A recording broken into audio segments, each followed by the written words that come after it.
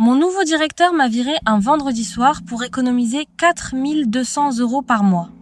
3 semaines plus tard, l'entreprise perdait son plus gros client. Un contrat à 1 200 000 € par an. Et le seul être humain sur Terre capable de le retenir, c'était moi, celle qui venait de mettre dehors. À la fin, vous me direz si j'ai eu tort de partir sans rien dire. Je m'appelle Sophie, j'ai 38 ans et pendant 12 ans, j'ai été responsable grand compte dans une entreprise de logistique, 12 ans. Je suis pas du genre à me vanter, mais il y a une chose que tout le monde savait. Chez nous, le client Delacroix, c'était moi.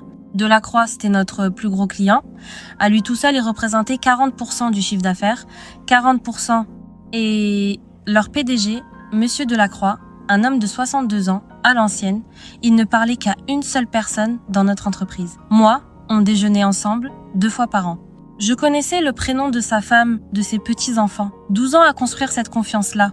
Et cette confiance, elle avait un prix invisible.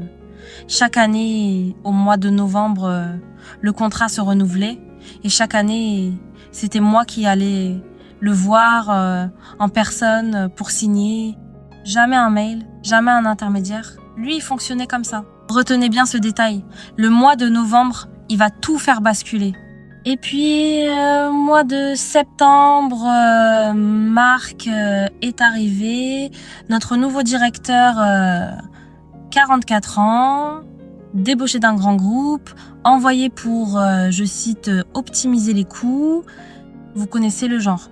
Le costume trop cher, le vocabulaire de séminaire et cette manière de regarder les gens comme des lignes dans un tableur. Dès la première semaine, Marc a fait le tour des salaires et il est tombé sur le mien. 4 200 € par mois, pour lui, c'était une aberration.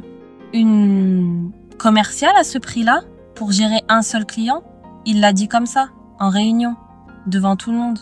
Alors j'ai essayé de lui expliquer, calmement. Je lui ai dit, monsieur Delacroix, c'est pas un client comme les autres, c'est une relation, 12 ans de relation.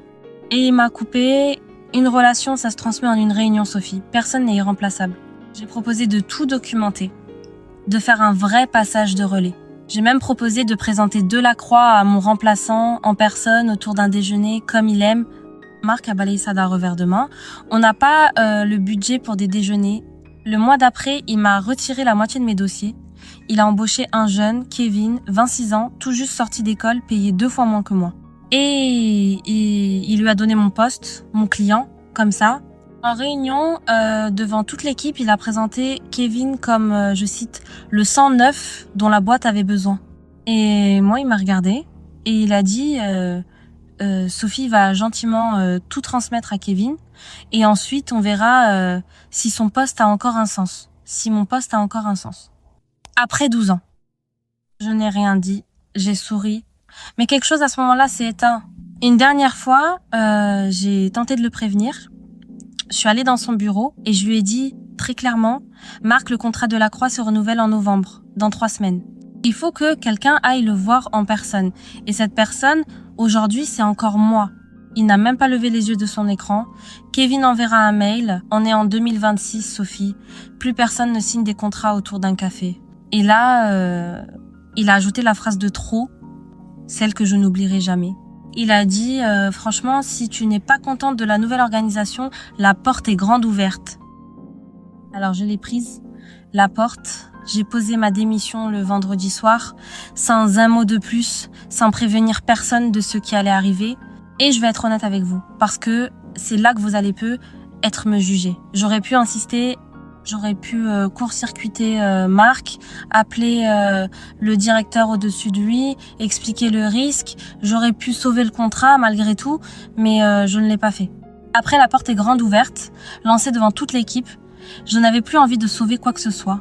J'ai laissé Marc gérer, exactement comme il le voulait, tout seul. Le mois de novembre est arrivé et il s'est passé exactement ce que j'avais annoncé. Kevin a envoyé un mail à Delacroix pour le renouvellement. Un mail poli, bien tourné, avec le bon montant. Monsieur Delacroix ne l'a jamais rappelé.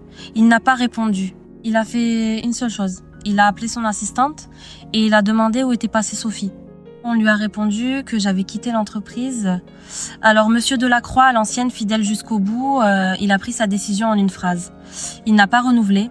12 ans de contrat, 1 200 000 euros par an, parti chez un concurrent.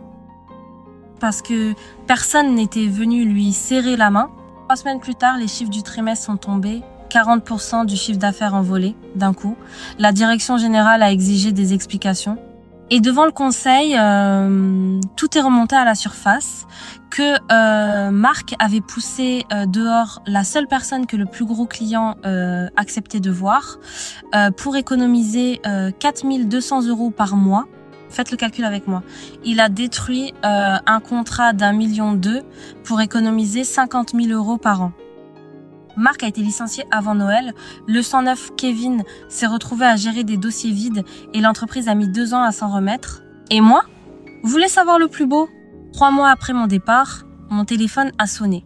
C'était Monsieur Delacroix, en personne. Il avait retrouvé mon numéro. Il m'a dit une phrase que je garde encore.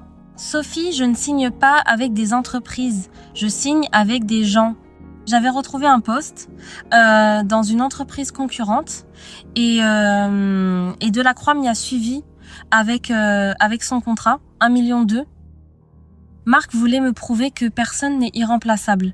Il avait raison sur un point, quelqu'un dans cette histoire était bel et bien remplaçable, ce n'était pas moi. Alors dites-moi en commentaire, est-ce que j'ai eu tort de partir en silence, sans les prévenir de la catastrophe qui arrivait, ou est-ce qu'ils l'avaient bien mérité ? Moi j'ai mon avis, mais c'est vous le jury.